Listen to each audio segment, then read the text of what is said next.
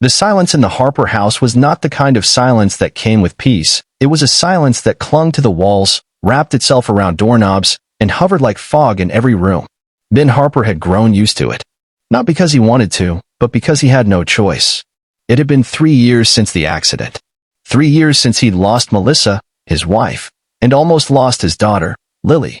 She had been 5 at the time, wide-eyed, giggling, spinning through life like a wind-up toy that never ran out.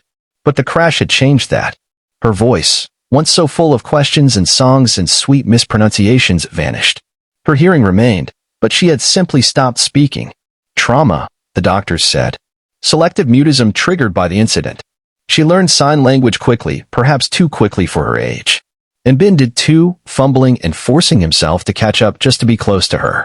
They found ways to talk. Still, every night he'd lie in bed wondering what her voice would sound like now, at 8 years old. He would dream of her saying good night, Daddy, just one more time. He tried everything. Therapists, speech specialists, behavioral experts. But nothing broke through the silence. Eventually, he stopped trying to fix it. He focused on being there, providing, loving her in the quiet. Ben worked as a senior software engineer, remotely most days. His job paid well, but it also demanded long hours and tight deadlines. And it was getting harder to juggle everything: work, meals, house chores, and most importantly, Lily. She never complained, never pouted. She was good at being invisible, and that scared him more than her silence ever did. One rainy afternoon in October, a woman named Estella showed up at their door. She had answered the ad Ben posted on a caregiver agency's private listing. Live-in housekeeper needed. Must be patient. Must like children. Must understand sign language. Preferably older, gentle, motherly. He opened the door to find a tall woman in her late 50s, her gray-black hair in a tight braid, holding a plain umbrella and a folder tucked neatly under one arm. "Mr. Harper?" she asked. He blinked. "Yes. You must be Estella." She smiled softly. "May I come in?" There was something about her presence, steady, quiet, like she carried her own gravity.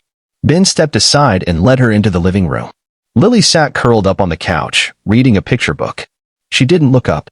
She almost never did around new people. Estella looked at her for a moment, then gently placed her umbrella by the door and sat across from the little girl without a word. And then, she began to sign. "Hello. My name is Estella. May I sit here?" Ben froze. Lily paused her book. Her fingers moved slowly, hesitantly. "You know sign?" Estella nodded. "Of course, I do." It was the first time in a long while that Ben saw Lily engage with someone without prompting. She even smiled, a small one, but real. Estella moved in 2 days later.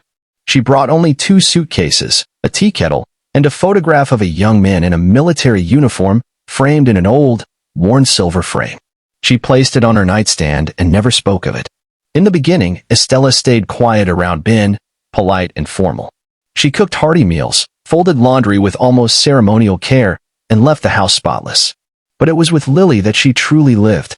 Every day after school, they would sit in the backyard, their hands dancing with signs.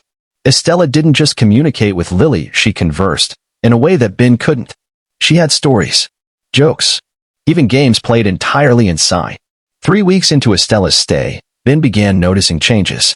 Lily laughed more, silently, but with her whole body. Her eyes sparkled again. She sat at the dinner table longer, sometimes even helping Estella cook. And once, she touched Ben's arm and signed, "Daddy, we made cookies. Can we give some to the neighbors?" She had never initiated conversation before. Never. Ben's heart clenched with hope. One night, after Lily had gone to bed, Ben found Estella washing dishes by hand, even though they had a dishwasher. She hummed softly, an old tune he didn't recognize.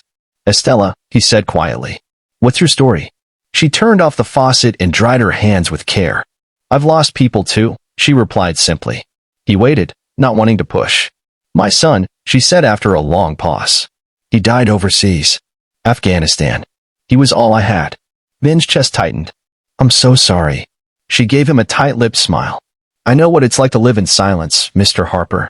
Mine wasn't caused by trauma. Mine was caused by absence." They didn't speak about it again. One evening in mid-November, Lily had a school music performance. It was optional for her, of course, but she insisted on attending. Ben was nervous. He didn't know why, maybe the crowds, or maybe the possibility of disappointment. But Lily stood at the back of the stage, clutching her triangle instrument, eyes wide but not afraid.